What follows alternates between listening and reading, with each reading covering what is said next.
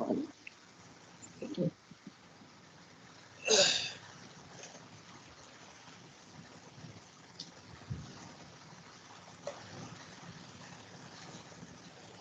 मैं हूं अनिल वर्मा से। रात के 10 बजे हैं और ये समय है बिग बुलेटिन का। कांग्रेस कल हल्ला बोल रैली कर रही है। दिल्ली में बड़ी रैली है रामलीला मैदान पर, और खासतौर से महंगाई, बेरोजगारी और जीएसटी को लेकर के हल्ला बोलने की तैयारी है। संसद से लेकर के सड़क तक कांग्रेस महंगाई का मुद्दा उठा रही है, बेरोजगारी का मुद्दा उठा रही है, और पूरी तरह से सरकार को घेरने की तैयारी में है। इसके बाद में 7 सितंबर से भारत जोड़ो यात्रा शुरू हो रही है, और अब तक की सबसे बड़ी यात्रा है कांग्रेस की। सबसे बड़ा जनसंपर्क अभियान है कांग्रेस का। 3500 किलोमीटर की यात्रा है, 5 महीने तक चलेगी, 22 राज्यों से होकर गुजरेगी, और पूरी ताकत कांग्रेस लगाए है।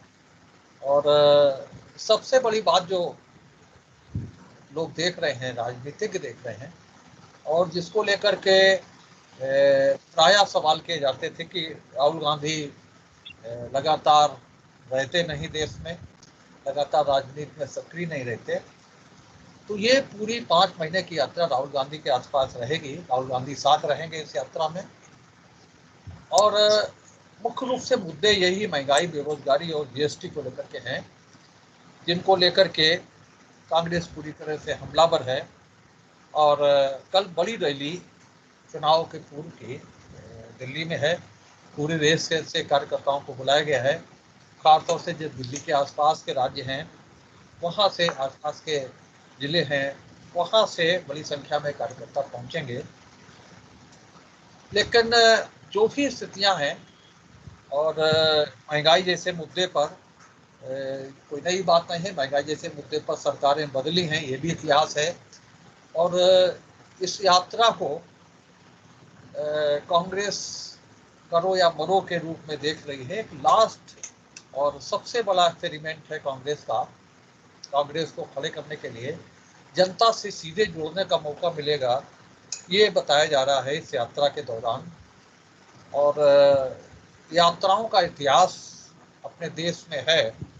यात्राओं से माहौल बदले हैं, यात्राओं से सरकारें बदली हैं, ये सारी स्थितियां हैं। लेकिन जो भी स्थितियां हों, लेकिन इस अपनी बेल्ट में, फरुखाबाद के आसपास या फरुखाबाद में हम बात करें, तो यहाँ कोई बहुत अच्छा नाम दे दिया जाए किसी कार्यक्रम को, और बड़ी बड़ी तारीफ दिल्ली में बैठ करके हो जाए। और फरुखाबाद इसलिए बहुत खास है कि यहाँ से सलमान खुर्शीद यहाँ से सांसद होते हैं, मंत्री होते हैं, इसलिए फरुखाबाद बहुत खास है। लेकिन फरुखाबाद में कांग्रेस के संगठन की क्या स्थिति है, ये बहुत देखने वाली बात है। हम यदि फरुखाबाद और कन्नौज को लेकर के ही चलें, कि वही बात जो दिल्ली में बैठ करके बहुत अच्छी प्लानिंग कर लें, बहुत अच्छे नारे लगा लें, बहुत बड़ी प्रेस कॉन्फ्रेंस कर लें। आज दिन भर हम लोग पता करते रहे, हमारी टीम पता करती रही कि जो बड़े नेता हैं फरुखाबाद के, वो कहाँ से रवाना होंगे दिल्ली के लिए। और सुबह दोपहर में कुछ जानकारियां दी गई कि कालिंदी से जाएंगे, किसी अपने वाहन से जाएंगे।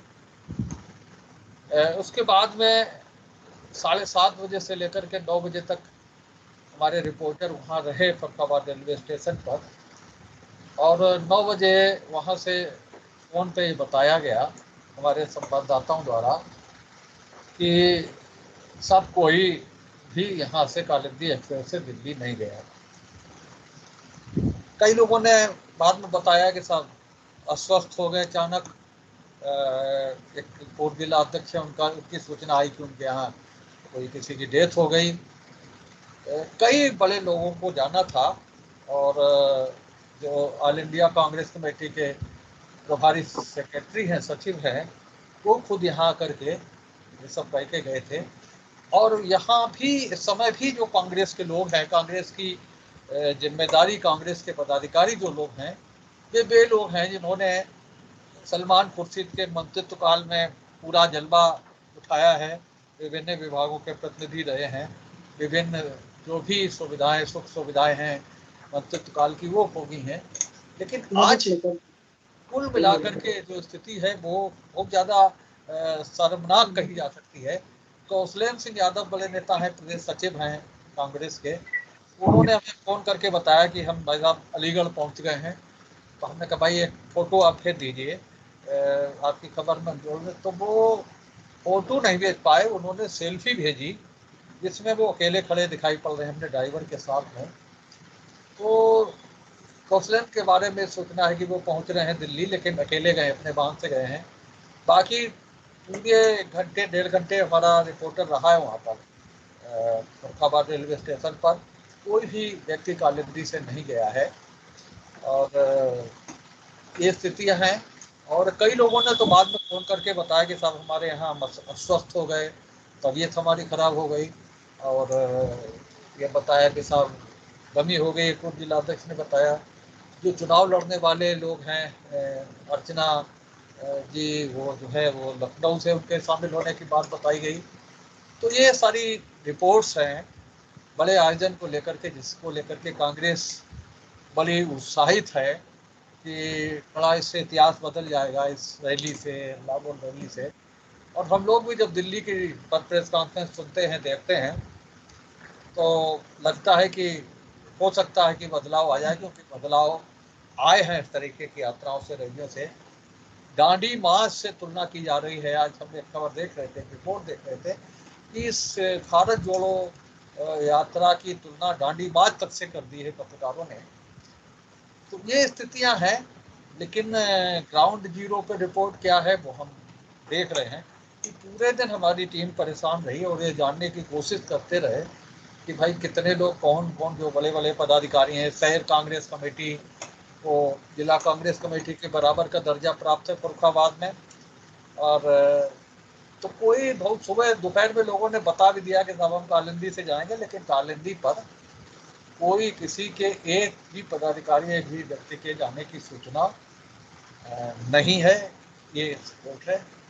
आज हम इसी सारी बिंदु पर चर्चा करेंगे कि जो इतना बड़ा मुद्दा है महंगाई पर हल्ला बोल, और कांग्रेस उसको लेकर के बहुत उत्साहित है। कांग्रेस की भारत जोड़ो यात्रा शुरू होने वाली है 3 दिन बाद। और ये यात्रा इसलिए खास है क्योंकि राहुल गांधी इस यात्रा में पूरे 5 महीने रहने वाले हैं, साथ रहेंगे। भारत यात्री में नाम दिया गया है, जो लोग बराबर साथ रहेंगे। और तमाम सी बड़ी बड़ी घोषणाएं की गई हैं कि यात्रा जहां समाप्त होगी वहीं पर टेंट लगा करके रहेंगे। ये सारी चीज़ें हैं, इन पर चर्चा हम करेंगे कि ये जो महंगाई पर हल्ला बोल रही है ये कितना प्रभावी होगी, और जनता से इसका जुड़ाव इस मुद्दे का कितना हो पा रहा है। और जब कांग्रेस के लोग खुद ही सक्रिय नहीं है इस मुद्दे को लेकर के, तो उसके बाद में समझा जा सकता है कि ये मुद्दा कितना प्रभावी होने वाला है। आज हम शुरुआत करेंगे सुदेश जी से, और उनकी टिप्पणी से शुरुआत करेंगे ताकि एक पृष्ठभूमि मिले आगे के वक्ताओं को, जो राजनीतिक दलों से जुड़े लोग हैं उन्हें पृष्ठभूमि मिले आज की इस चर्चा के लिए। आज भारतीय जनता पार्टी से श्रीमती श्वेता दुबे हैं, महिला मोर्चा की उपाध्यक्ष हैं। अमित पाठक भी दिख रहे हैं, भाजपा के नेता हैं। और इसके अलावा कांग्रेस से विवेक नारायण मिश्रा जी हैं, और सुदेश जी हैं, सामाजिक कार्यकर्ता हैं। सुभाषपा से सुशील कश्यप हैं, आम आदमी पार्टी से अच्युत राजपूत हैं। ये पैनल है आज की इस डिबेट का, और ये इस सप्ताह की अंतिम डिबेट है, अंतिम बहस है।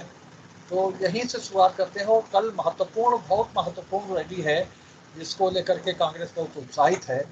सुदेश जी, क्या लग रहा है आपको कि इस रैली का जो रैली के लिए जो वातावरण बनाया है कांग्रेस ने, महंगाई को लेकर के, बेरोजगारी को लेकर के, और पिछले कई महीनों से जब से मानसून सत्र समाप्त हुआ है, मानसून सत्र में भी महंगाई बेरोजगारी का मुद्दा उठता रहा है।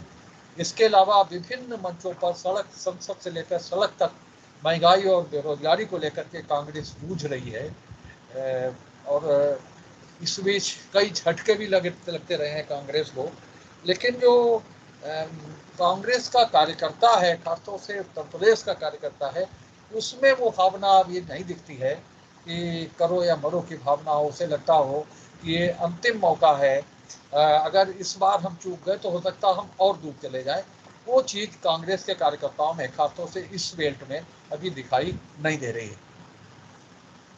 जी भाई साहब, कांग्रेस की रैली को है कल। कांग्रेस की रैली में महंगाई, बेरोजगारी, जीएसटी जैसे मुद्दे उठेंगे। लेकिन यात्राओं का एक बड़ा बड़ा, जैसा कि बताया कि यात्राओं का बहुत बड़ा इतिहास रहा है अपने यहाँ। पुराने जमाने में चाणक्य जी ने पूरे हिंदुस्तान को एक करने के लिए यात्रा की थी। शंकराचार्य जी ने भी यात्रा करी थी।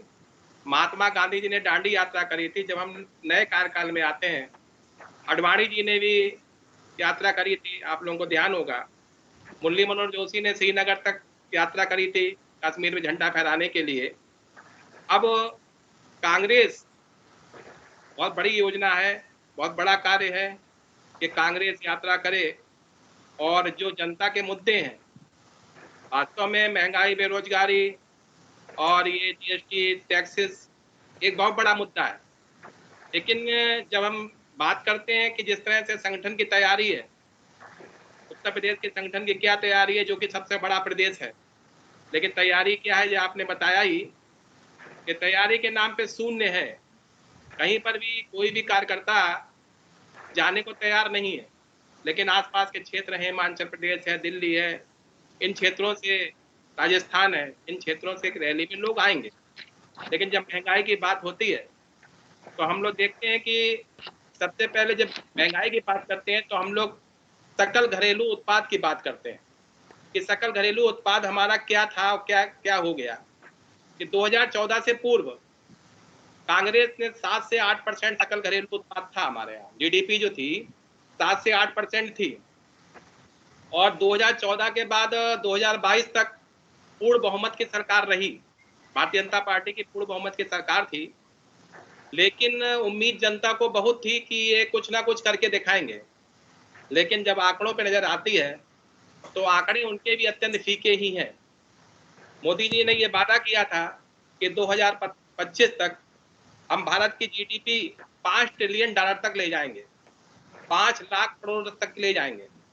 लेकिन ये भी सपना उनका अधूरा ही लगता है कि हम लोग केवल 3 लाख करोड़ तक पहुंच पाए हैं और उसके आगे जो भी योजना है उनकी पाइपलाइन पे ही दिखाई पड़ती है, निकल नहीं पाएगी बाहर। इसका एक कारण ये भी है कि पूरे दुनिया में तेल के दाम बढ़े। तेल के दाम बढ़ने से और ये कोविड के आने से कुछ परेशानी अवश्य हुई है। लेकिन ऐसा नहीं है कि उससे पहले 2008 में भी पूरी मंदी थी, देश पूरे विश्व में मंदी थी। लेकिन हमारी भारत सरकार उसमें 2008 में जो कांग्रेस की थी, उस मंदी से बहुत अच्छा मुकाबला उन्होंने किया था। और कहीं पर भी ये नहीं कहा था कि साहब मंदी है, मंदी है, मंदी है। लेकिन उसका मुकाबला मनमोहन सिंह जी ने इस तरह से किया था कि पूरे देश में एक ऐसी छाप बनी थी कि आर्थिक स्थिति बहुत मजबूत थी। तो बहुत सी चीजें हैं इस सबके लिए कि कुछ भी कुछ ना कुछ होता रहता है। लेकिन महंगाई का मूल कारण नोटबंदी भी रहा है। नोटबंदी और जीएसटी ये भी महंगाई का मूल कारण रहा है कि नोटबंदी में जिसमें लगभग 86% से अधिक नगद राशि का चलन बंद हो गया। नोटबंदी अगर ना हुई होती तो आपको ये महंगाई देखने को नहीं मिलती। लेकिन नोटबंदी जब हुई तो उसका जो 86% से अधिक नगद राशि का चलन ही बंद हो गया। और जीएसटी भी एक इसका मुख्य कारण रही। जीएसटी लगने से जो कोई भी चीज थी वो महंगी हो गई, जीएसटी लगा दी गई। तो वर्तमान में स्थिति यह है कि बांग्लादेश जैसे छोटे राष्ट्र से भी हम लोगों का मार्केट शेयर कम हो गया है। कि बांग्लादेश में भी जो छोटा सा राष्ट्र है जिसको हमने ही बनाया था, लेकिन आज हम मार्केट शेयर की जब बात करते हैं तो वो भी हम लोगों से बहुत आगे है। तो महंगाई का बहाना भारत सरकार बराबर बना रही है।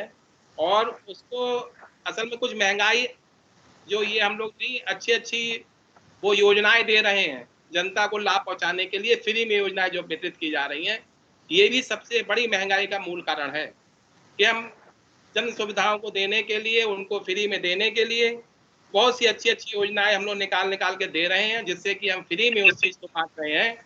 अगर ये कार्य अगर होता रहा तो हम लोग की जीडीपी बहुत डाउन बनी रहेगी। क्योंकि आज भी भरसक प्रयास किए हैं इन 8 सालों में, 7 सालों में, लेकिन जीडीपी हम लोग बढ़ा नहीं पा रहे हैं। 7 से 8% जो कांग्रेस की जीडीपी थी, उसके बराबर अभी हम लोग ला नहीं पाए हैं।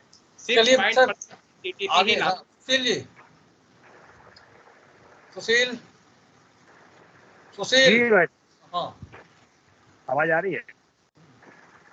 देखिए भाई साहब, सबसे पहले तो ये है कि जब सरकार बनती है तो सरकार बनने से पहले जो है मुद्दे काफी उभर के आते हैं। कहीं महंगाई का मुद्दा, कहीं कहीं कहीं कहीं और कहीं रेलवे का मुद्दा हो जाता है, कहीं महंगाई का मुद्दा होता है, कहीं पर हमारे किसान आदमी का मुद्दा होता है। तो सबसे पहले मैं एक बात बताऊं कि जिस समय हम सरकार में होते हैं, सरकार में होने के बाद में हम सब कुछ भूल जाते हैं। सरकार कांग्रेस की जब सरकार थी तो उस समय साहब ये महंगाई के कई एक कारण रहे थे, तब भी महंगाई बनी। आपको ध्यान होगा कि उस समय जो है किसान आदमी का गेहूं, कांग्रेस मनमोहन सिंह जी की सरकार थी, तो किसान का गेहूं किस रेट से खरीदा गया था? मात्र 11 रुपए। 11 रुपए से 10 रुपए के बीच में गेहूं खरीदा गया था। आज जो सरकार चल रही है तो आज किसान आदमी का जो गेहूं बिक रहा है 25 रुपए बिक रहा है।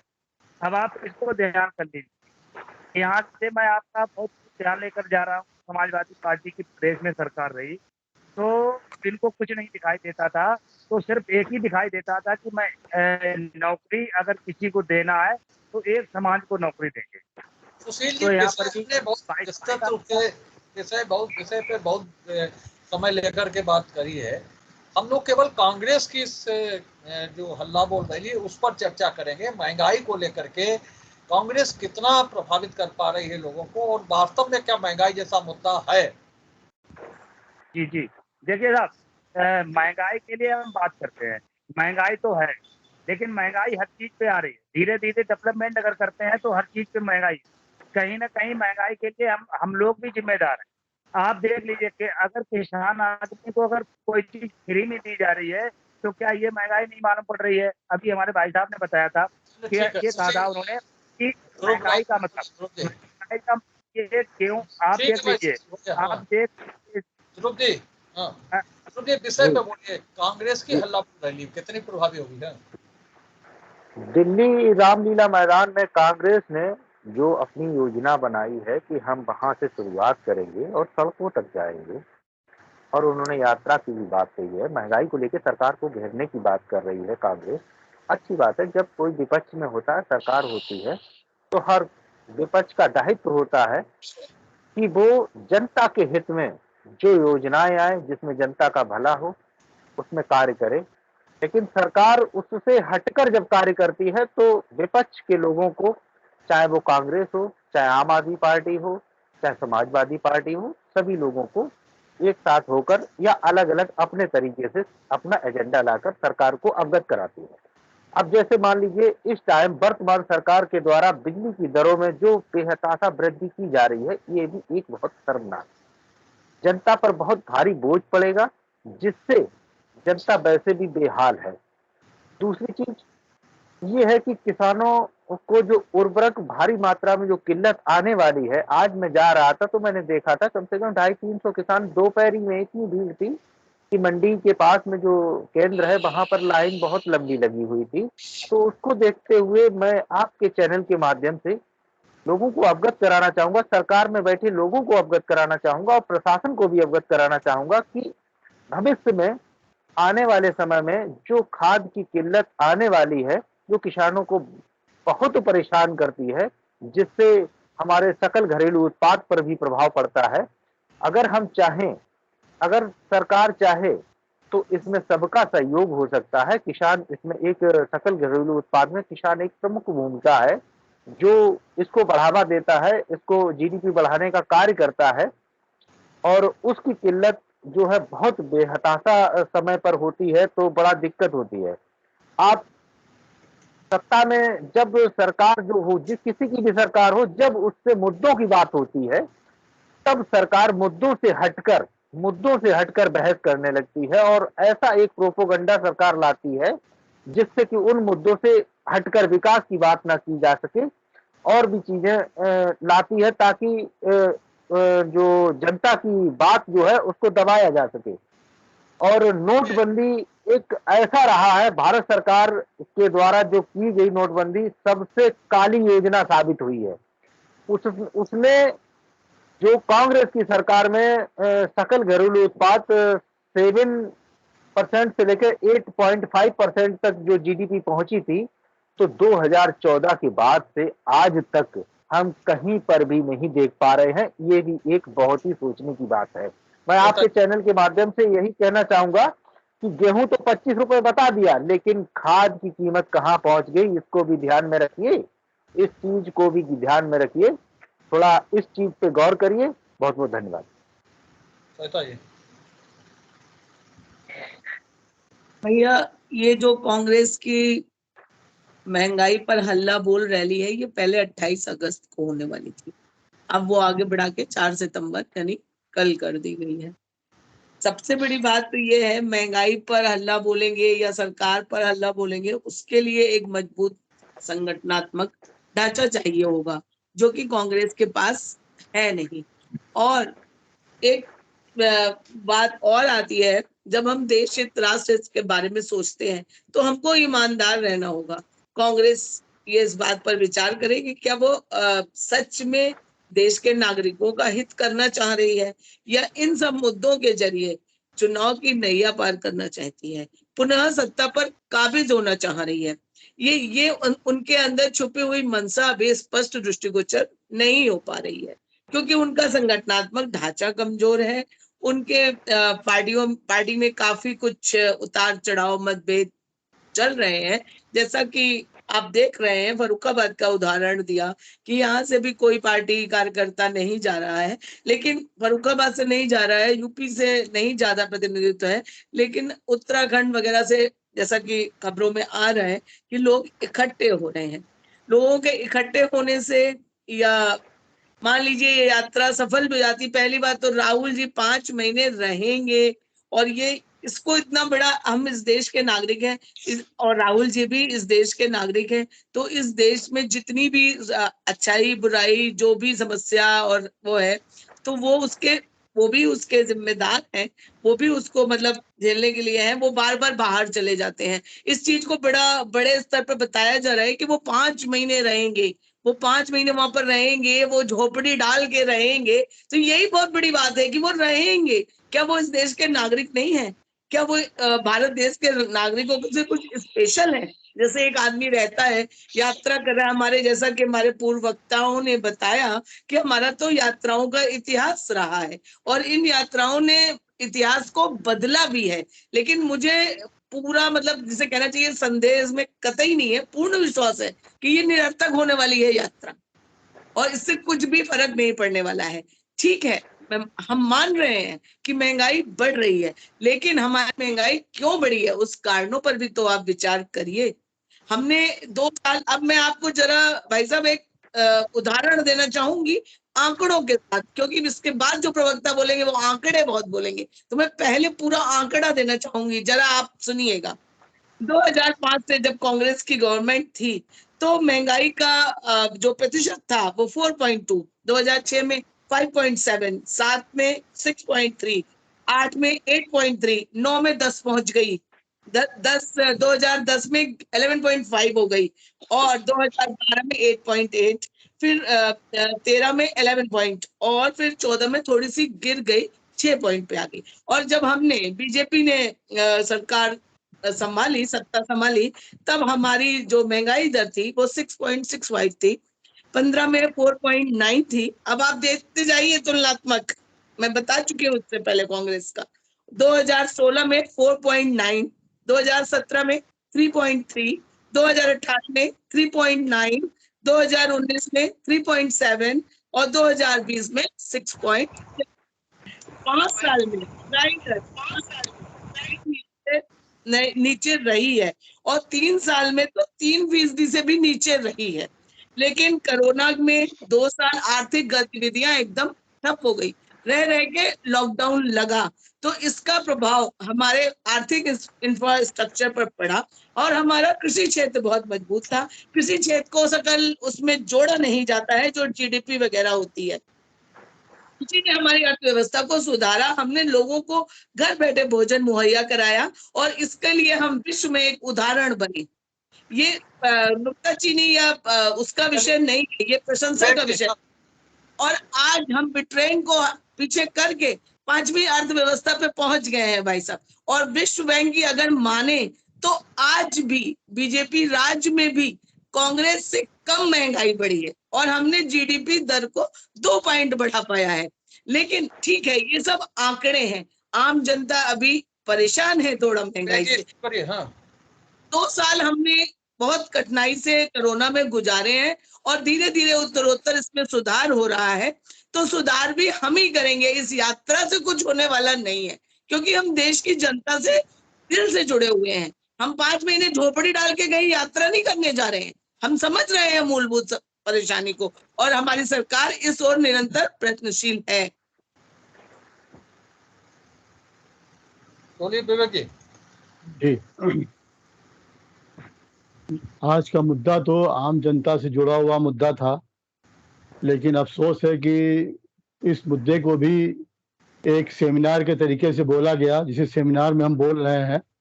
तो ये बात सेमिनार के नहीं है, कोई सेमिनार नहीं हो रही है, ना हमें किसी को यहाँ पे किसी को आंकड़े देने हैं। यहाँ पे तो जनता से जो जुड़ी हुई बात है उसकी बात महंगाई एक ऐसा सरोकार है जिसका आम आदमी से वास्ता है। आप भाजपा में हैं या आप आम आदमी में हैं, लेकिन जब आप घर में 15 दिन के बाद निकलते होंगे खरीदारी करने, तो आप पूछिए कि महंगाई आपको भी असर करती होगी। ये अलग बात है कि आप उस बात को दर्द हो रहा है लेकिन आप उसको छुपा रहे हैं। तो महंगाई एक ऐसा मुद्दा है, तो इस मुद्दे को आज सबसे बड़ी देखिए, आप ना संगठन से जोड़िए न किसी से।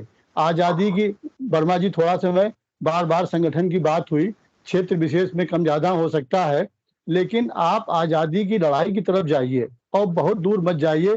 कानपुर अगर बिठूर जाइए तो बिठूर में जो नाना राव उनकी पेशवा की जो मूर्ति लगी है बाजीराव जी की, उसके नीचे जो पत्थर लगा हुआ है उसको पढ़ के देखिए आप, तो उसमें यही लिखा है, मुझे सन नहीं याद आ रहा है, कि इस सन में अगर हमें आज़ादी और जल्दी मिल गई होती अगर कुछ गद्दारों ने गद्दारी न करी होती। तो आप सोचिए, आज तो ये महंगाई की एक मिनट ये सुनिए संगठन की बात, महंगाई से जुड़ी हुई बात नहीं कर रही हूँ। और बिठूर और बाजीराव पर बात करना, कांग्रेस वाले ये इल्जाम हमारे ऊपर लगाते हैं, हमेशा खुद मुद्दे से भटकते हैं कि इनको केवल भाजपा का दोष बताना है।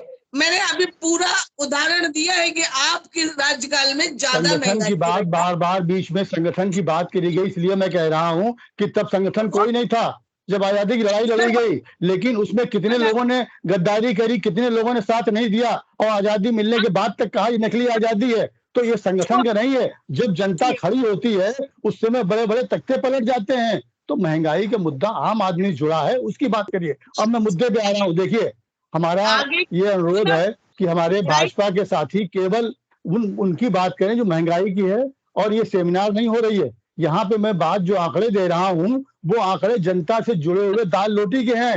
आप तो पैसे वाले हैं, आपको नहीं लगता है, लेकिन आप देखिए आम आदमी की, उसकी बात मैं कर रहा हूँ।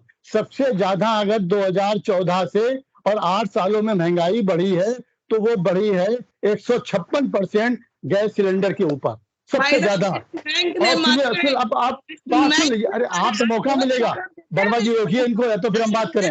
वर्मा जी इनको बाद में रोकिए, बाद में नहीं, बाद में बात कर जवाब दीजिए। और उसके बाद 156% गैस सिलेंडर पे बढ़ने के बाद अगर सबसे दूसरी महंगाई सबसे ज्यादा बढ़ी है तो वो सरसों के तेल पे 122%। तीसरी सबसे ज्यादा महंगाई अगर बढ़ी इन 8 सालों में तो वो मालूम आपको किस पे? आटे के ऊपर 81%।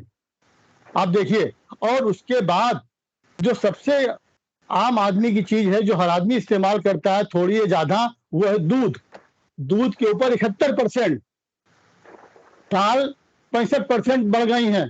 और तो और छोड़िए, इस महंगी सरकार में, इसको मोदी सरकार ना कहिए, महंगी सरकार, इस महंगी सरकार में नमक भी 41% बढ़ गया उसके दाम इन 8 सालों में। तो आप दूसरी बात आप करते हैं कि आप बार बार इसकी कर रहे हैं कि पेट्रोल की बात बीच में आई। पेट्रोल जिस समय हमें अंतरराष्ट्रीय स्तर पे कम दामों पे मिल रहा था, उस समय भी जनता को महंगे दाम पे दिया गया। तो इसलिए ये बात करना कि इसमें महंगा है, ये बात करी गई, लेकिन इसका भी कोई औचित्य नहीं है।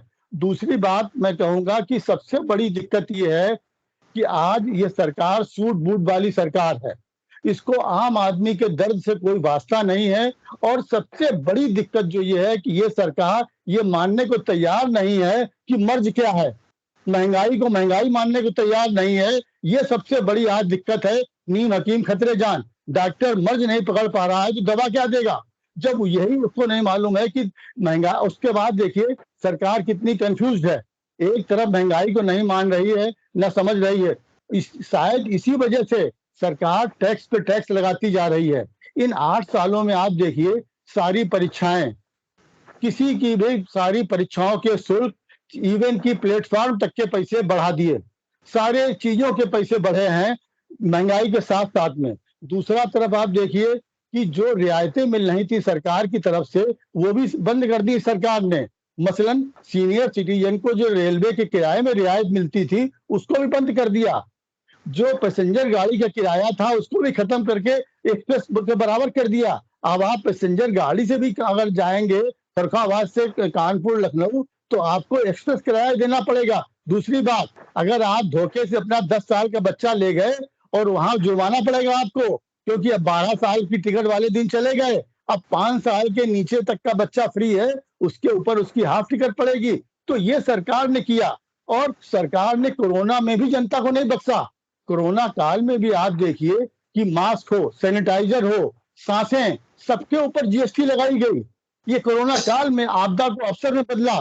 तो आज ये बिल्कुल तय बात है कि अगर मोदी है तो महंगाई है, और ये महंगी सरकार है, और इसको जनता इससे छुटकारा चाहती है।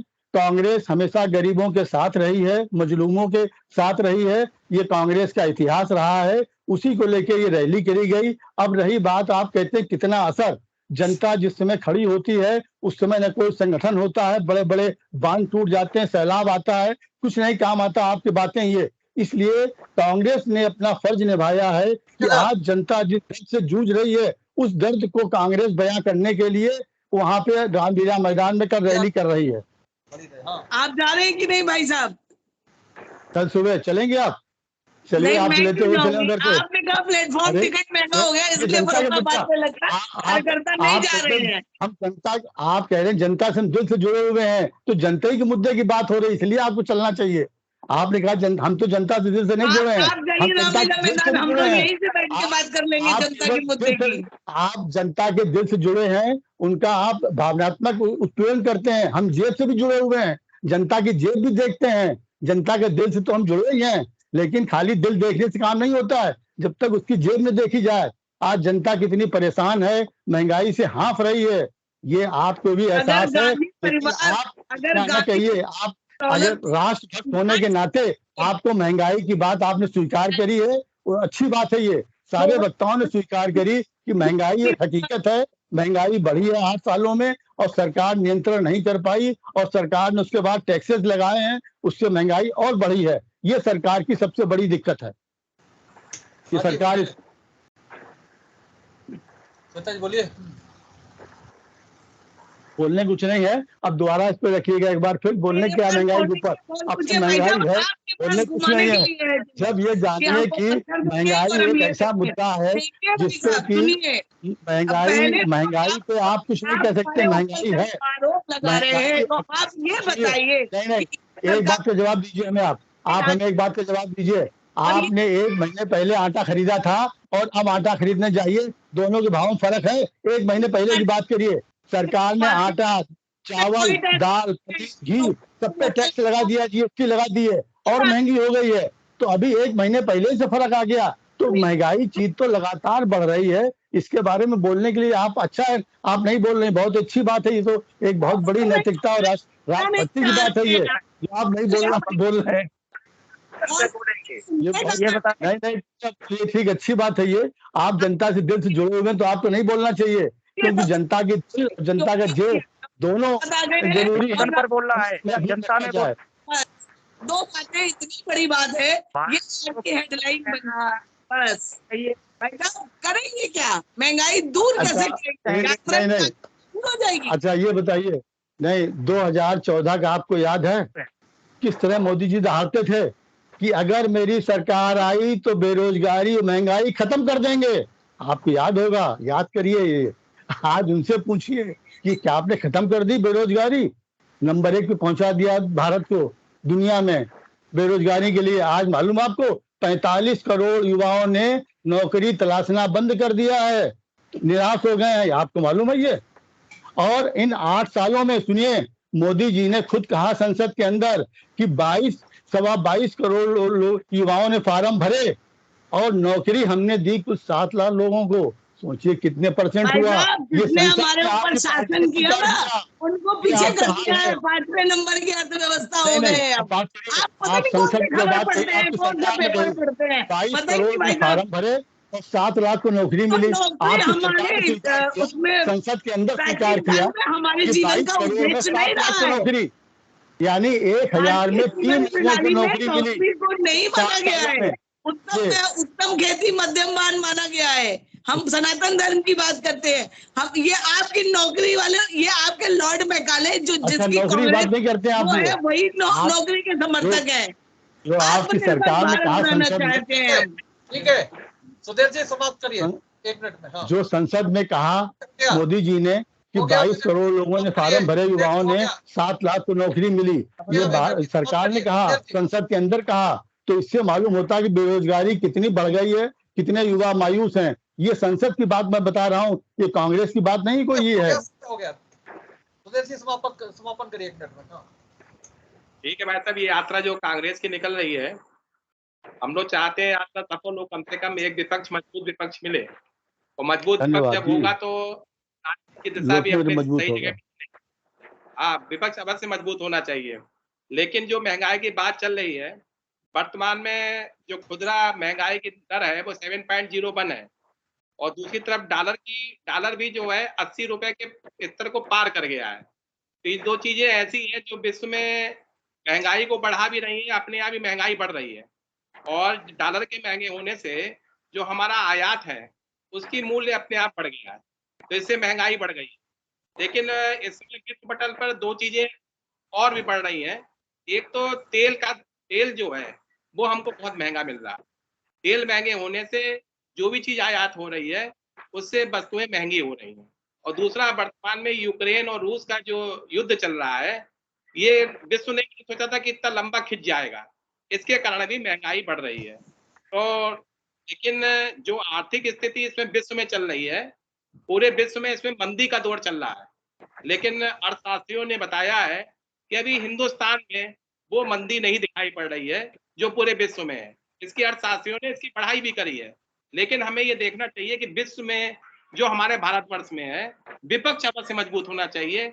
और हम लोग चाहते हैं कि इनकी यात्रा ये सफल हो, और जो ये श्रीनगर से कन्याकुमारी तक इनकी यात्रा जो चल रही है वो सफल होनी चाहिए। धन्यवाद। चलिए, आज की इस बहस में भाग लेने के लिए आप सबका बहुत बहुत धन्यवाद। सुधीर जी का, श्वेता जी का, सुशील का, विवेक नारायण मिश्रा जी का और ध्रुव राजपूत का बहुत बहुत धन्यवाद। अगले सप्ताह हम फिर मिलेंगे एक नई बहस को लेकर, एक नए विषय को लेकर। तब तक के लिए इजाजत दीजिए। शुभ रात्रि। शुभ रात्रि।